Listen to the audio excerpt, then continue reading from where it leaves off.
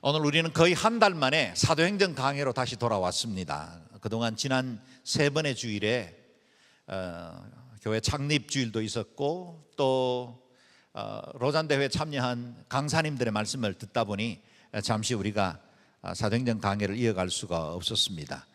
이제 다시 사도행전의 그 현장으로 돌아가 성령님께서 강력하게 역사하셨던 그 현장의 이야기들을 다시 묵상해 보기를 바랍니다. 지난 9월 중순에 있었던 21장 전반부의 강해 말씀 기억하십니까? 기억이 안 나실 줄로 믿습니다.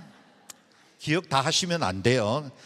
그런데 제가 잠깐 요약하죠. 3차에 걸친 전도 여행을 마친 사도 바울은 사랑하는 사람들의 간절한 만류에도 불구하고 예루살렘을 향해 걸음을 옮깁니다. 거기서 예루살렘 교회 지도자 야고보 선생의 권면을 받고 정결 예식을 행하기 위해서 성전으로 들어갔고, 정결 예식을 행하는 또 다른 사람들의 비용도 지불하면서 자신이 유대 율법과 그리고 전통들을 존중하고 있다는 사실을 공적으로 보여주고 있었습니다. 바울은 분명 이것이 자신의 신념에는 맞지 않는 일이었지만 유대인 한 사람이라도 더 구원할 수만 있다면, 그들의 마음을 얻어 복음을 듣게 할 수만 있다면 기꺼이 자신의 모든 제도와 도구마들을 내려놓고 기꺼이 그들의 전통과 생각들을 존중해 준 겁니다. 그런데 이런 노력에도 불구하고 유대 율법주의자들의 선동과 박해는 결코 누그러들이지 않았습니다. 정결 예식이 미처 끝나기도 전에 박해자들의 선동이 시작되었습니다. 27절 28절 말씀 함께 읽겠습니다. 시작. 7일 동안의 정결 기간이 거의 끝나갈 무렵 아시아 지방에서 온 몇몇 유대 사람들이 성전에서 바울을 보고 모든 사람을 선동해 그를 붙잡고 소리 질렀습니다. 이스라엘 동포 여러분, 우리를 도와주시오. 이 사람은 가는 곳마다 모든 사람에게 우리 민족과 율법과 이곳 성전을 반대하며 가르칩니다. 게다가 성전에 그리스 사람들을 데려와 이 거룩한 곳을 더럽히고 있습니다. 소아시아에서부터 바울의 전도를 방해하고 회방하던 자들이 있었죠. 사도 바울의 1, 2, 3차 전도 여행 가는 곳곳마다 그의 복음을 곡해하고 복음이 전파되지 못하도록 반대하던 자들이 있었습니다. 그런데 그들이 예루살렘에 절기를 지키러 왔다가 성전에 정결 예식을 하고 있는 바울과 그 일행을 보게 된 것입니다. 이들은 사람들을 선동하여 거짓과 음해로 바울을 고발하기 시작했습니다. 우리 민족과 율법과 이곳 성전을 반대하며 가르친다는 것이 그들의 고발 내용입니다. 그들의 말은 옳았습니까? 결코 그렇지 않았습니다. 바울은 누구보다 동족을 사랑하는 사람이었습니다. 율법을 준행하며 여기까지 살아왔습니다. 그리고 성전을 누구보다 귀하게 여겨왔지요. 그리고 이 성전에서 데려와 성소를 더럽혔다는 그리스 사람 드로비모도 실제로 성전에 올라간 것은 아니었고 예루살렘에까지만 함께 왔을 뿐이었습니다. 거짓과 억척이었죠. 이 선동은 뜻밖에도 많은 사람들이 그곳에 미혹되는 게 문제입니다. 여러분, 우리가 보고 있는 이 SNS에는 알고리즘이라는 이 프로그램이 작동됩니다. 내가 어떤 관심 있는 프로그램을 하나 보면 그 다음부터 그에 관련된 주제의 유사한 내용들 계속적으로 반복해서 비슷한 내용들만 보여주죠. 그러다 보니 그걸 보면서 세상이 다 그런 줄로 착각합니다. 그걸 확증 편향이라 그렇게 부르죠. 자신이 가지고 있는 생각이 옳은 것인 줄로 알고 그 도금 안에 스스로 빠져버리는 겁니다. 사람들은 쉽게 동요됩니다. 우리가 주체의식이 있고 또 우리의 안에 있는 여러 가치관과 생각이 분명하다고 착각하겠지만, 그러나 우리는 쉽게 분위기 그리고 상황에 의해서 요동되기가 쉽습니다. 이 일로 인해서 온 도시가 소란해졌고 사람들이 몰려와 바울을 붙잡아 성전에서 끌어내리고 때리며 죽이려고 합니다. 이 사태를 본 천부장이 질서를 잡기 위해 백부장과 군인들을 데리고 와서 소요를 진정시키고 그 군중들로부터 바울을 격리시켜 체포하고 쇠사슬로 묶게 되었습니다. 천부장은 군중이 죽이려는 이 사람이 도대체 누구이며 무슨 잘못을 했길래 이들이 이와 같이 죽이려고 하는지가 궁금했습니다. 그들에게 물었는데 이 군중들은 저마다 소리를 높이며 고발하는데 무슨 말인지 알아들을 수가 없을 정도였습니다. 사람들이 그야말로 굶주린 이리떼처럼 난폭하게 굴었기 때문에 정상적인 신문 절차를 갖기도 불가능하게 되었습니다. 그래서 천부장은 일단 바울을 군 병영 안으로 끌고 가 소요 사태를 진정시키려고 했습니다. 바로 그때 바울이 천부장에게 그리스 말로 묻습니다. 제가 한 말씀 드려도 되겠습니까? 천부장은 당시 국제 통용어인 그리스 말을 하는 바울에게 놀라며 그에게 말할 기회를 줍니다. 39절 40절 다시 읽어보죠. 시작. 바울이 대답했습니다. 나는 길리기아 지방의 다소에서 태어난 유대 사람으로 그 유명한 도시의 시민입니다. 제가 저들에게 한마디 할 수 있도록 허락해 주십시오. 천부장의 허락을 받고 바울은 층계 위에 서서 군중들에게 손을 흔들어 조용하게 했습니다. 잠잠해지자 바울이 히브리 말로 연설을 했습니다. 바울이 그리스 말로 자신이 길리기아 다소 지방의 출신이고 이집트에서 일어났던 그 폭동과는 무관하다는 사실을 설명할 때 천부장이 그의 말에 진정성을 깨닫게 되고 변호할 기회를 주게 되었습니다. 바울은 조금 높은 층계 위에 서서 소란한 군중들을 조용하게 하고 히브리 말로, 이번에는 히브리 말로 입을 열어서 연설을 시작합니다. 22장 1, 2절 말씀이죠. 읽겠습니다. 시작. 형제들아, 어르신 되시는 여러 동포 여러분, 이제 내가 해명하는 것을 잘 들어주시기 바랍니다. 그들은 바울이 히브리 언어로 말하는 것을 듣고는 이내 조용해졌습니다. 그러자 바울이 계속 말했습니다. 바울이 능숙한 히브리 말로 연설을 시작하자 사람들이 귀를 기울이고 그의 말을 듣기 시작했다는 겁니다. 이후에 이어지는 말씀은 유명한 바울의 간증설교라 할 수 있겠습니다. 사도 바울이 유대인들에게 자신의 해명을 잘 들어주십시오 그렇게 요청하기는 했지만, 그러나 바울은 자신의 이야기를 한 것이 아닙니다. 바울은 자신에게 함께 하셨던 예수 그리스도, 그분을 만난 이후에 자신의 인생에 얼마나 놀라운 변화가 이루어졌는지를 증거한 것입니다. 그리스도를 드러내기를 원했습니다. 바울은 위기를 만났지만 오히려 이 상황을 복음을 전할 기회로 변화시킨 것입니다. 이것이 바울이 우리에게 던지는 감동이죠. 바울은 어떤 상황, 어떤 조건에 처하든지 간에 먼저 예수 그리스도 이름을 드러내기를 원했습니다. 건강하든지 병약하든지 흥하든지 망하든지 감옥에 있든지 감옥 바깥에 있든지 그것은 중요하지 않았습니다. 그리스도가 존귀히 될 수만 있다면 그것으로 기뻐하고 또 기뻐할 수 있었다는 겁니다. 그는 어떤 환경을 만나든지 복음 증거의 기회로 변화시켰습니다. 감옥에 있을 때에도 위협하는 왕과 총독들 앞에서도 흔들림 없이 주의 복음을 구하고 자신의 안위를 구하지 않았다는 겁니다. 사랑하는 여러분, 똑같은 환경과 사건을 경험하지만 이를 대하는 사람들의 마음의 태도에 따라서 결과는 전혀 달라진다는 사실을 우리가 많이 경험했을 겁니다. 일반적으로 사람들은 하루에 약 30회 정도의 자신에 관한 부정적인 메시지를 접하게 된답니다. 그에 반해서 자신을 긍정적으로 받아들이게 하는 메시지는 두세 개에 불과합니다. 자아상이 확립되는 16살 정도가 되면 이미 17만 3천 개 정도의 부정적인 메시지에 이미 노출되어 있는 겁니다.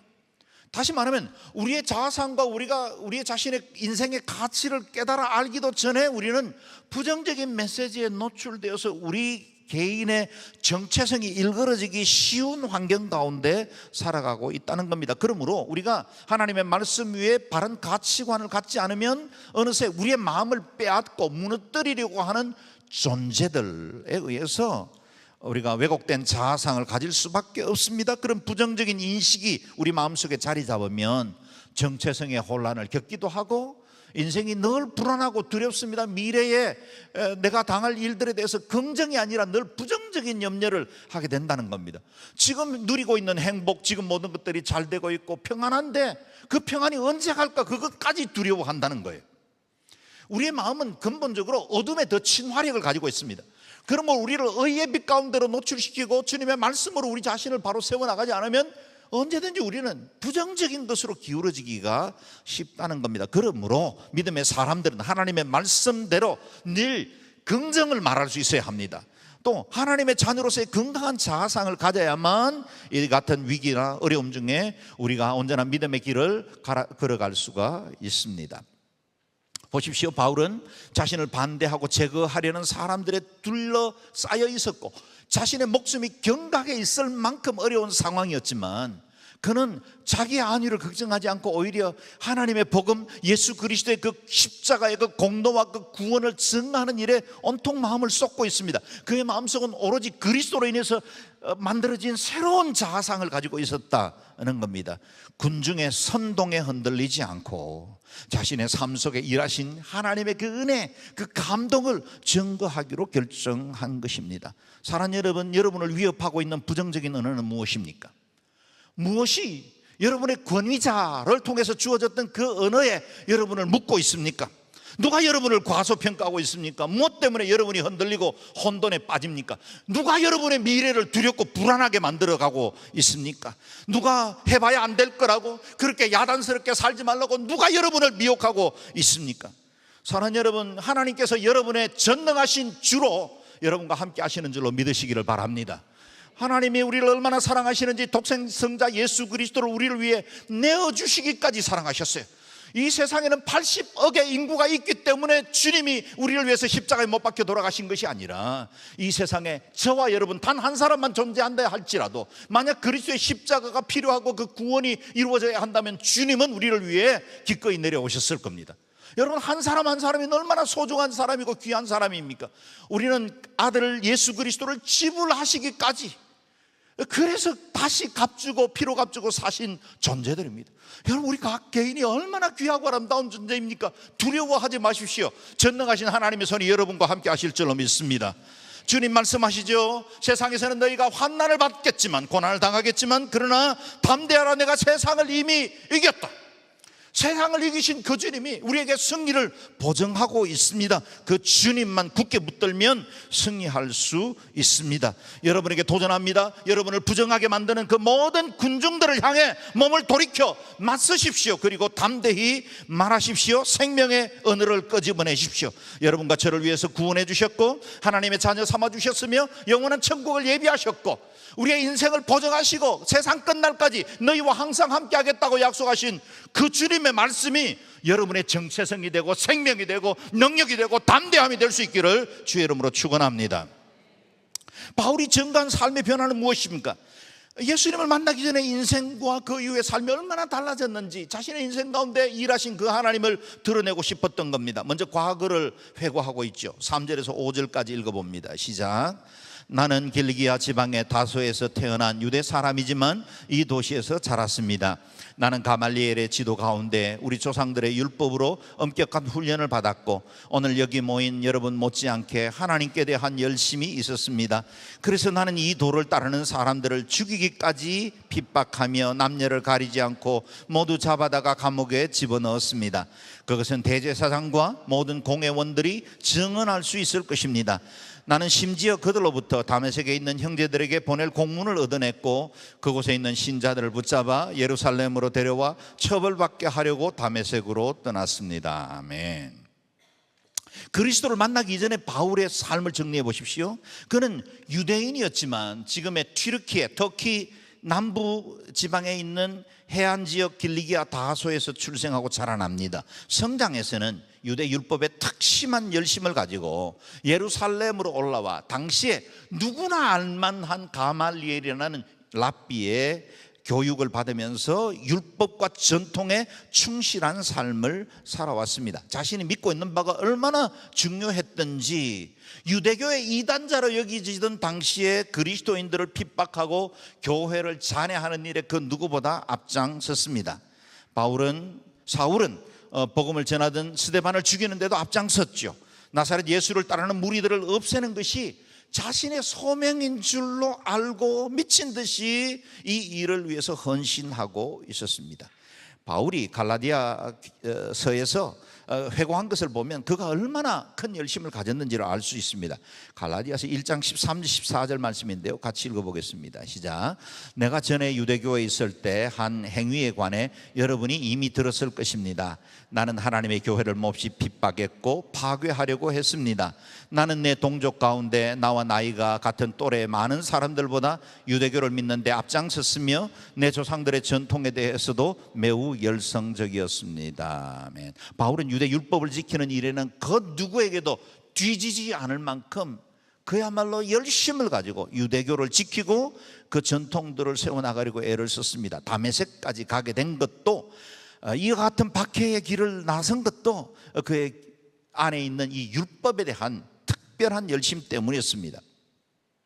그런 그의 삶에 그리스도께서, 부활의 주님께서 직접적으로 개입을 시작합니다. 6절에서 8절 말씀 읽겠습니다. 시작. 내가 다메섹에 가까이 다다르자 정오쯤 됐는데 갑자기 하늘에서 밝은 빛이 내 주위를 둘러 비추었습니다. 내가 땅에 불썩 쓰러졌는데 한 음성이 내게 말씀하시는 것이 들렸습니다.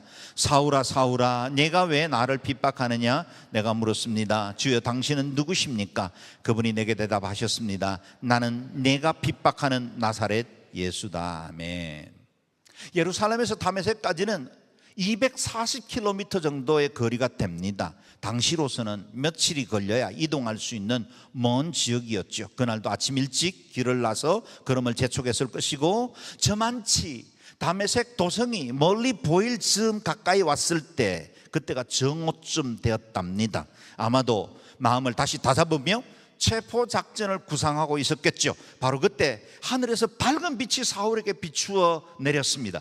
생각해 보십시오. 이른 새벽에 비친 빛이 아닙니다. 저녁 무렵에 빛이 임한 것도 아니었습니다.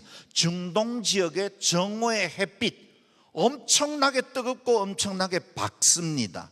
그런데 사울이 경험한 이 빛은 정오의 태양빛을 능가하는 빛이었어요. 저는 개인적으로 주님께서 의도적으로 이 시간대를 선택하셨다고 믿습니다. 빛이 있으라. 온 세상의 빛을 창조하신 그 주님이 피조물 중에 일부분인 태양이 나는 그 빛 아니라 진실로 하나님의 그 영광 가운데 나오는 그 빛을 경험하게 한 것입니다. 나는 세상의 빛이라고 말씀하신 예수 그리스도께서 그 생명의 빛으로 그를 불러주신 것입니다. 바울은 그 빛 앞에서 그 자리에 꼬꾸라졌고, 사울의 신념도, 자신이 그동안 믿고 의지했던 자기 의도 함께 무너져 내리고 있었던 겁니다. 자신이 자랑하던 율법의 배경이 만약에 정오의 빛으로 비유된다면, 지금 자신을 꼬꾸라뜨린 이 빛은 그것보다 더 강력하고 완전한 빛이 그의 앞에 찾아온 것입니다. 하나님께로부터 임하는 영광의 빛이었습니다. 전능하신 하나님, 그분의 빛이 자신을 비치자 드디어 이 사울 안에 있는 자신의 그 율법에 충실해 왔던 그 모든 것들이 얼마나 허물이었고 악이었다는 사실을 알게 된 겁니다. 그렇습니다. 전능하신 하나님의 빛 앞에 돌아오기 전까지는 인간의 교만은 결코 해결되지 않습니다. 사람들은 때로 나보다 더 뛰어난 사람들 앞에 겸비한 척하지만 그건 나보다 약한 사람들 앞에 드러내는 또 다른 교만의 다른 얼굴일 뿐입니다. 서로의 우열을 가리고 누가 더 잘났는지 못났는지를 열중하는 이 인간들 사이에는 이 교만과 열등이 교차할 뿐이지 겸손은 존재하지 않습니다. 진정으로 겸손할 수 있는 길은 전능하신 하나님의 손 아래, 능하신 손 아래로 들어가는 방법밖에 없죠. 소유한 것이 유형이든 무형이든 자신의 존재를 증명하려고 하는 이 어리석인 모든 시도들은 하나님의 의로운 빛 앞에 갈 때만 그것이 누더기와 같은 의라는 사실을 깨닫게 됩니다. 여기서는 꽤 양심적으로 살았고, 사람들 나한테 비난할 거 없고, 내가 사람들에게 법 없어도 살만한 사람이라고 칭찬받는 사람이라 할지라도, 여러분, 하나님의 의로운 빛 앞에 나아가면 주여 저는 죄인입니다, 제 의가 누더기와 같습니다 고백하지 않을 수가 없다는 겁니다. 이 정오의 햇빛보다 더 밝은 창조주의 빛 앞에 발가벗긴 것처럼 노출되어 있는 이 사울에게 음성이 들려왔습니다. 사울아 사울아 내가 왜 나를 핍박하느냐. 우리 주님은 사울이 핍박하고 있는 그 그리스도인들과 교회가 곧 자신이 당하는 핍박이라고 말씀하신 것입니다. 사울에게는 얼마나 큰 충격이었겠습니까? 그가 지금 술집에서 이 말씀 들은 게 아닙니다. 허랑방탕하게 살아가던 중에 들은 말씀 중에 하나가 아닙니다. 자신은 지금 옳은 일을 행하는 줄 알았고, 무엇보다 이 일은 하나님이 기뻐하시는 일인 줄로 알고 있었습니다. 예루살렘에서 그 먼 길 걸어서 다메섹까지 온 것도 하나님의 율법과 그 전통을 지키기 위해서 충성을 바치는 헌신이라고 여겼었습니다. 그런데 그는 오히려 그것이 우리 주님을 핍박하는 일이라는 사실을 알게 되었고, 그는 꼬꾸라져서 자신의 신념의 잘못을 깨닫게 된 겁니다. 사울은 자신을 꼬꾸라뜨린 존재가 누구인지를 묻습니다. 주여, 당신은 누구이십니까? 그분이 내게 대답하셨습니다. 나는 네가 핍박하는 나사렛 예수다. 거역할 수도 부인할 수도 없는 그 강력한 주님의 임재, 그분의 실제 앞에 서게 된 것입니다. 간혹씩 우리 주변에도 완강하게 복음을 거부하는 분들을 만납니다. 기독교로 인해서 무슨 큰 피해를 입은 것도 아닐 테고 원수진 것도 아닐 텐데 복음 이야기만 나오면 핏대를 세우며 비난하는 분들도 있죠. 여기에는 영적인 문제들이 또 포함되어 있다는 사실 부인하기 어렵습니다. 그런데 부활의 주님을 만나기 전에 사울과 같은 분이다, 그런 생각이 듭니다. 그럴 때마다 속으로 생각합니다.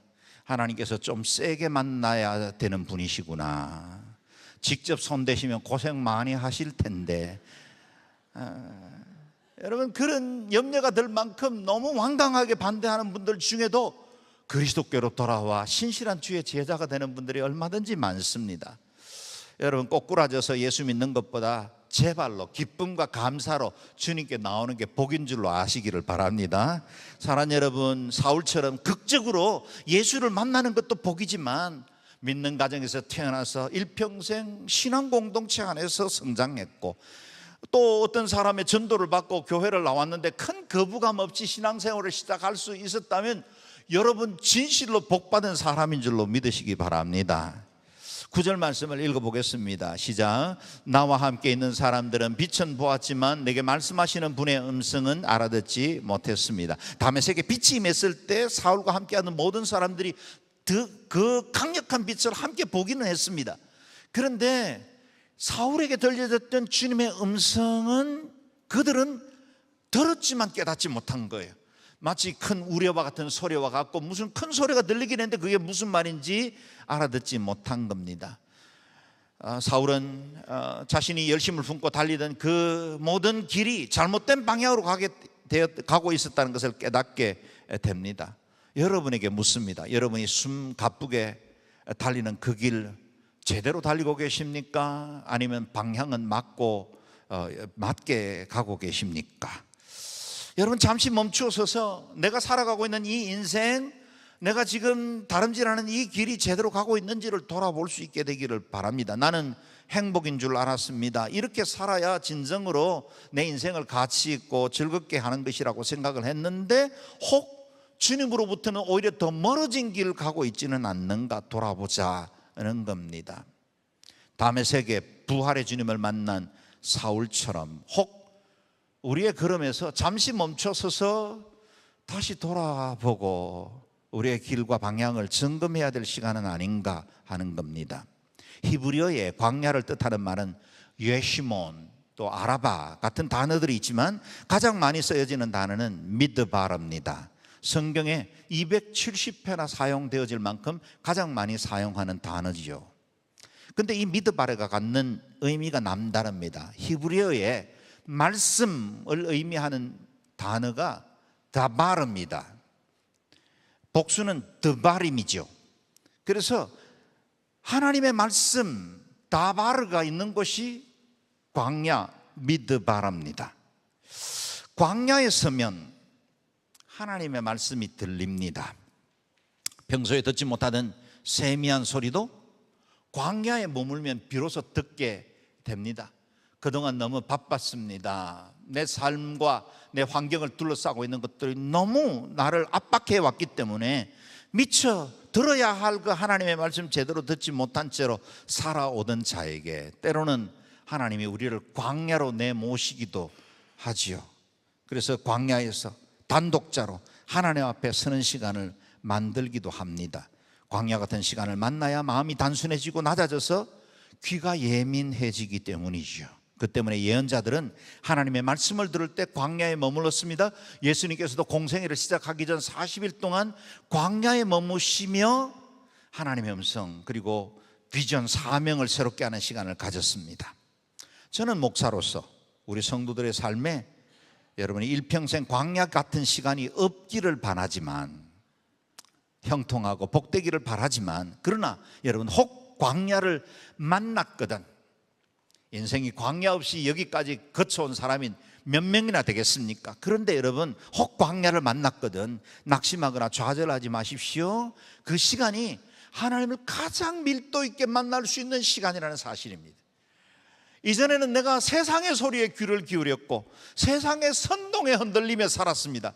그런데 광야에 서면 하나님의 감동이 내 마음을 붙들기 시작합니다. 나를 향하신 하나님의 새로운 계획과 비전을 발견할 수 있습니다. 가장 축복된 시간이 되는 거죠. 그래서 하영조 목사님은 이 마태복음 4장 광야 이야기를 강의하시면서 책 제목을 광야는 축복이다, 그렇게 제목을 달았습니다. 그렇습니다. 광야는 하나님의 그 크신 경륜과 그분의 놀라운 계획 안에 서면 축복입니다. 우리 자신이 경험할 때는 힘들고 어려운 시간, 언제 이 광야가 끝나나 두렵고 염려 가운데 엄습할 때가 없지 않지만, 그러나 여러분 기억하십시오. 들에 이름 모르게 피었다가 지는 들꽃도 하나님이 친히 입히십니다. 한 아사리온에 팔리는 참새조차도 주님이 다 먹이시는 분이세요. 하물며 너희일까 보냐.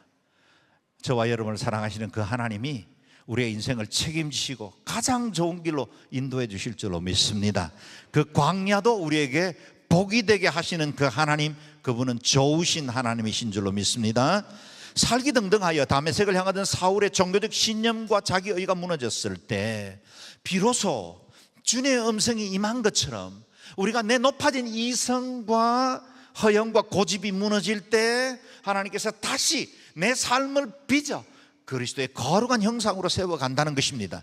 내면의 소리에도 귀를 기울일 줄 알게 되고 다른 사람들의 아픔도 느낄 수 있는 공감의 능력도 생기게 됩니다.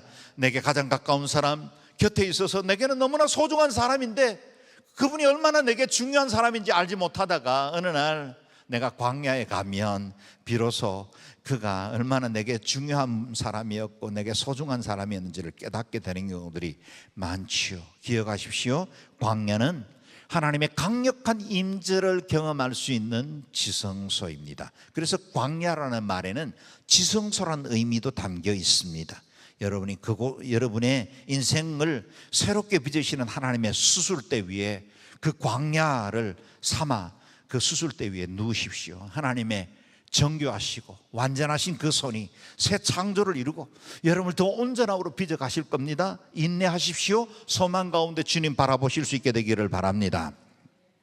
바울은 이제 그리스도를 만난 이후의 일에 대해서 증거하고 있죠. 그리스도를 만난 후의 사건입니다. 10절에서 11절 말씀 읽겠습니다. 시작. 내가 물었습니다. 주여 내가 어떻게 해야 합니까? 주께서 말씀하셨습니다. 일어나 다메섹으로 들어가거라. 거기서 내가 할 일을 모두 알려줄 것이다. 그 빛의 광초로 인해 내 눈이 멀게 돼 함께 있던 사람들이 내 손을 잡고 다메섹으로 데려다 주었습니다. 아멘. 사울이 주여 내가 어떻게 해야 합니까? 라고 물었던 것처럼 여러분도 동일한 질문을 이 아침에 던질 수 있게 되기를 바랍니다. 주여 내가 어떻게 해야 합니까? 이 질문은 막연한 미래, 그것이 불안해서 던지는 질문이 아닙니다. 예수님을 진실로 만나면 이 같은 거룩한 질문 던지지 않을 수가 없습니다. 지금까지는 내가 이와 같이 살았습니다. 그런데 주님을 만나고 보니 의의 빛 가운데 내 인생을 돌아보니 이제 저는 어떻게 살아야 합니까?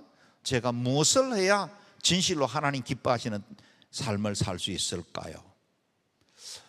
그동안 바울은 율법의 지식이 자신을 지탱시켜주고 있었습니다. 그런데 이제는 예수 그리스도를 인격적으로 만나 그분과 동행하는 삶을 시작하게 된 것입니다.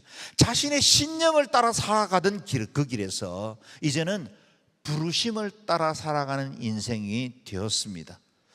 그는 이전에 세상에 대해서 눈을 뜨고 있었는데 이제는 세상에 대해서 눈이 멀어버렸습니다. 그리고 하나님께 대해 눈을 뜨게 된 것입니다.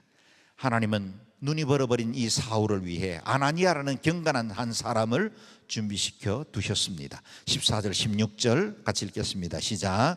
그러자 아나니아가 말했습니다. 우리 조상들의 하나님께서 당신을 선택해 그분의 뜻을 알게 하시고 의로우신 그분을 보게 하시고 그분의 입에서 나오는 음성을 듣게 하셨습니다. 당신은 보고 들은 것을 모든 사람에게 전하는 예수의 증인이 될 것입니다. 그러니 이제 당신이 망설일 이유가 무엇입니까? 일어나서 세례를 받고 주의 이름을 불러 죄 씻음을 받으십시오. 아멘. 사울이 앞을 보지 못한 채 사람들의 손에 이끌려 다메섹에 이르렀을 때 하나님께서 예비한 경건하고 존경받는 한 지도자를 두셨습니다. 그리고 그의 기도로 사울의 눈을 가리고 있었던 비늘 같은 것들이 벗겨지며 앞을 볼 수 있게 되었고 세례를 받고 죄 용서함을 받고 새 사람이 되었습니다. 그리고 그를 향한 하나님의 놀라운 메시지가 임했죠. 하나님은 이 사도행전에 단 한 번밖에 등장하지 않는 이 단역 배우를 통해 바울이 앞으로 장차 감당해야 할 중요한 사명, 인생에 대해서 예언적 말씀을 주십니다. 당신은 보고 들은 것을 모든 사람에게 전하는 예수의 증인이 될 것입니다. 이방인에게 복음을 전파하기 위해 구별해 주신 하나님의 그릇이 될 것이다 하는 것입니다. 다메섹 도상에서 바울의 삶에는 BC, Before Christ와 AC, AD, 아노 도미니가 이루어진 겁니다. 주님 이후의 삶이 그 인생 가운데 새롭게 변화되게 된 겁니다. 오늘 예배하는 여러분에게 묻고 싶습니다. 여러분은 다메섹을 통과하셨습니까? 여러분의 다메섹은 어느 때 어느 지점이었습니까? 언제 여러분의 삶에 그리스도가 개입하셨고 여러분의 삶에 BC와 AD를 나누게 하셨습니까? 만약 여러분이 아직도 그 기회를 얻지 못한 사람이라면 오늘 이 자리를 떠나기 전에 예수 그리스도를 여러분의 구주와 왕으로 영접하시고 부활의 주님을 여러분의 생명으로 맞아들일 수 있게 되기를 바랍니다. 특별히 여러분이 이미 다메섹의 경험을 통해 여기까지 믿음 생활을 하고 계신다면 아직도 이 다메섹의 만남이 필요한 사람들을 기억할 수 있게 되기를 바랍니다. 아직도 예수 믿지 않는 사람들, 그리스도께로 돌이키기 위하여 쓰임받는 사람들이 되기를 바라고, 특별히 이번 맞춤 전도 집회 고백을 통해서 그들의 인생 가운데, 그들 가정 가운데 다메섹이 이루어질 수 있도록 부활의 주님을 만날 수 있도록 길을 안내하는 역할 쓰임받게 되기를 바랍니다. 창립 1주년에 우리가 올려드린 268명의 이름이 있었죠. 믿지 않는 사람 전도하겠다고 우리가 전도 대상자를 올려드린 사람들의 이름이 있습니다. 그들도 역시 다메섹이 필요합니다. 누군가가 그들을 이끌어 눈을 열어 생명이신 그 주님을 바라보게 해 주어야 합니다. 모든 인간은 우리를 지으신 창조주 하나님을 만나기 전까지는 결코 자신의 인생의 가치와 의미도 발견할 수가 없습니다. 행복의 길도 발견할 수가 없습니다. 우리 각 사람들은 모태에서 조성하시고 이 땅에서 보내주신 주님께로 돌아갈 때만 내 삶의 진정한 행복도 가치도 미래 비전도 사명도 발견할 수 있습니다. 사울의 눈에서 비늘 같은 것이 벗겨지면서 다시 보게 된 것처럼 저와 여러분의 눈을 가리고 있는 것들이 있다면 그것들이 벗겨지기를 바랍니다. 그래서 하나님의 영광과 거룩을 보기를 바라고, 아직도 그리스도 믿지 않는 사람들이 얼마나 그리스도가 절박한 존재인지를 여러분 깨달아 볼 수 있게 되기를 바랍니다. 그래서 여러분을 통해서 세상과 야망, 쾌락을 향하던 그 걸음을 돌이켜 부활의 주님을 만나고 영원한 생명을 얻는 아름다운 역사가 여러분을 통해서 전도의 열매가 맺혀지기를 주의 이름으로 축원합니다. 아멘. 기도하겠습니다. 이 시간에 기도할 때, 하나님, 우리는 세상의 선동에 너무 쉽게 흔들리며 여기까지 왔습니다. 이제 우리의 마음을 감동시키시고 우리의 영혼을 새롭게 빚어가시는 그 주님을 만나기를 원합니다. 하나님, 우리가 주님 앞에 바로 서서 왕이신 그 하나님 온전히 섬기게 도와주시고, 특별히 아직도 그리스도를 알지 못하는 사람들에게 주의 복음 전파하고 하나님의 나라 확장하는 일에 쓰임받게 도와주십시오. 268명의 이름들, 하나님 주님의 생명책에도 기록되는 이름이 되게 도와주십시오. 하나님, 이번 맞춤 전도 집회를 통해서 믿음의 가정들이 회복될 수 있도록 은혜를 베풀어 주십시오. 통성으로 같이 기도하겠습니다. 자비로우신 아버지 하나님, 은혜를 감사합니다. 우리를 구속하시고 하나님의 친백성 삼아주시고 주님의 복음의 열매 맺게 해주신 것을 감사합니다. 우리에게 이와 같이 부활의 주님이 만나주셨고 찾아주셨고 우리의 삶의 BC와 AD가 나눠질 수 있도록 인도해 주신 것을 감사합니다. 하나님, 여기에 머물지 않고 하나님, 아직도 이 예수, 이 복되신 그리스도를 알지 못하는 사람들에게 생명이신 주님을 증거하는 믿음의 사람들 되게 도와주시기를 원합니다. 하나님, 이를 통해서 268명의 우리가 올려드린 창립 1주년의 영혼들의 이름이 영원한 생명책에도 기록되게 도와주시고 하나님, 저들이 그리스도를 만나 우리가 만난 이 영원한 생명 저들도 누릴 수 있도록 은택을 베풀어 주옵소서. 이번 고백 집회를 주님 앞에 기도하며 준비하고 있습니다. 이를 통해서 많은 영혼들이 주께로 돌아오기를 원합니다. 영혼들을 얻고 가정들이 회복되어지고 짝믿음 가진 가정들이 예수 안에서 아름다운 가정 이루기를 원하고, 그래서 주님의 복음을 경험하는 놀라운 역사들이 있게 도와주시기를 원합니다. 하나님이 모든 일들이 하나님의 영광과 거룩을 드러내고 주님의 귀한 빛을 우리 가운데 비추셔서 태양빛보다 밝은 그 영원한 빛에 거는 대신 창조주의 빛으로 우리의 영혼과 심령이 새로워지고 하나님, 많은 사람들이 그 빛으로 돌아오는 아름다운 역사들이 있게 하여 주옵소서. 존귀하신 하나님, 우리를 다메섹 도상에서 부활의 주님을 만난 바울처럼 주님을 온전히 경험하고 만나는 믿음의 사람들 되게 해주시고, 우리의 인생의 AD가 주님 이후의 삶이 그리스도를 위하고 주의 나라를 확장하는 일에 쓰임받는 복되고 가치 있는 인생이 되게 하여 주옵소서. 무엇보다 아직도 그리스도를 알지 못한 채로 죽어가는 영혼들을 그리스도께로 돌이키는 일에 쓰임받게 해주시고, 이번 고백 집회를 통해서 또 268명의 이름들이 주께로 돌아와 영원한 생명을 누리는 축복이 있게 하여 주옵소서. 감사와 찬양을 드리옵고 존귀하신 주 예수님 이름으로 기도드리옵나이다. 아멘.